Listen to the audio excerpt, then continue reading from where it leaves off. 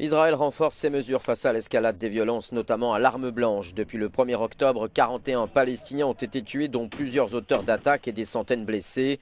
7 Israéliens ont péri, des dizaines ont été blessés. C'est dans ce contexte très tendu que plusieurs municipalités, dont celle emblématique de Tel Aviv, ont interdit l'accès des écoles aux employés chargés du nettoyage pendant les heures où les élèves sont présents, par crainte d'attentats. La mesure concerne aussi bien les employés juifs que les arabes. Le Premier ministre israélien Benjamin Netanyahou a par ailleurs assuré que l'État hébreu était le meilleur garant du statu quo sur les règles régissant l'esplanade des mosquées, troisième lieu saint de l'islam dont la défense est l'un des facteurs des tensions et qui est aussi révéré par les juifs.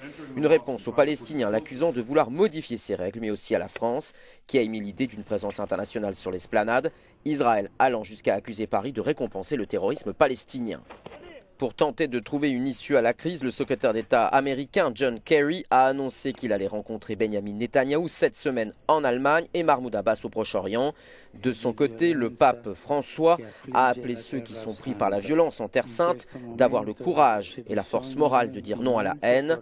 Le souverain pontife a dit suivre avec une grande inquiétude la situation en Terre Sainte. E compiere gesti di pace.